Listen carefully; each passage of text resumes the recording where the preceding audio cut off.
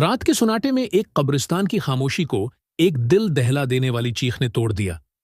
لوگ حیران تھے کہ آخر یہ آواز کہاں سے آ رہی ہے۔ جیسے ہی وہ قریب گئے تو قبر کی مٹی میں ہلچل محسوس ہوئی۔ یہ آواز ایک ایسی لڑکی کی تھی جسے دفنا دیا گیا تھا، لیکن وہ زندہ تھی۔ مگر کیسے؟ اور یہ سب کیوں ہوا؟ جان کر آپ کے رونگٹے کھڑے ہو جائیں گے۔ یہ کہانی ایک خوبصورت، مالدار مگر بے راہ رو لڑکی زینب کی ہے۔ زینب کے والدین دیندار تھے، مگر وہ دنیا کی چکا چوند میں گم ہو چکی تھی۔ وہ موسیقی، پارٹیوں اور غیر شرعی کاموں میں مگن رہتی۔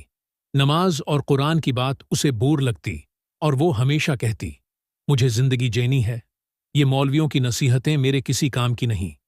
اس کی ماں ہمیشہ روتے ہوئے دعا کرتی، یا اللہ، میری بیٹی کو ہدایت دے، اسے سیدھا راستہ دکھا۔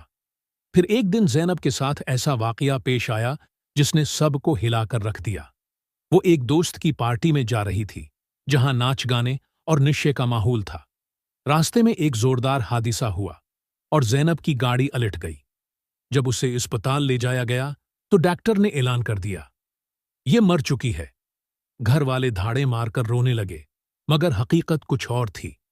زینب کو جلدی دفنا دیا گیا، مگر کسی کو پتا نہیں تھا کہ وہ مری نہیں تھی بلکہ کوما میں تھی۔ جیسے ہی اس نے ہوش میں آ کر آنکھ کھولی تو اندھیرا تھا اور مٹی ہر طرف پھیلی ہوئی تھی۔ میں کہاں ہوں؟ یہ جگہ اتنی تاریک کیوں ہے؟ پھر اسے یاد آیا، وہ قبر میں تھی۔ اس کا سانس اکھڑنے لگا، وہ چیخنے لگی، مگر باہر کسی کو کچھ سنائی نہیں دیا۔ اس پر خوف طاری ہو گیا، وہ کانپنے لگی۔ اچانک اسے بچپن کی سنی ہوئی وہ حدیث یاد آئی، قبر یا تو جنت کے باغوں میں سے ایک باغ ہوتی ہے یا جہنم کے گڑھوں میں سے ایک گڑھا۔ یا اللہ، مجھے بچا لے، میں توبہ کرتی ہوں۔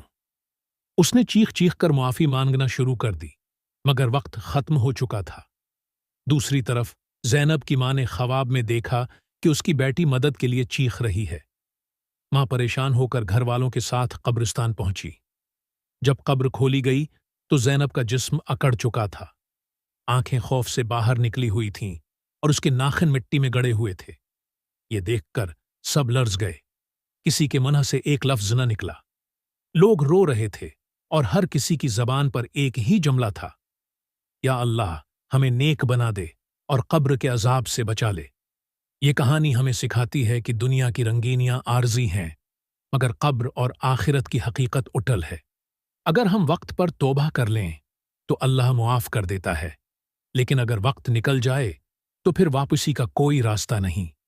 اگر آپ کو یہ سبق آموز کہانی پسند آئی تو دوسروں کے ساتھ شیئر کریں تاکہ سب کو نصیحت حاصل ہو۔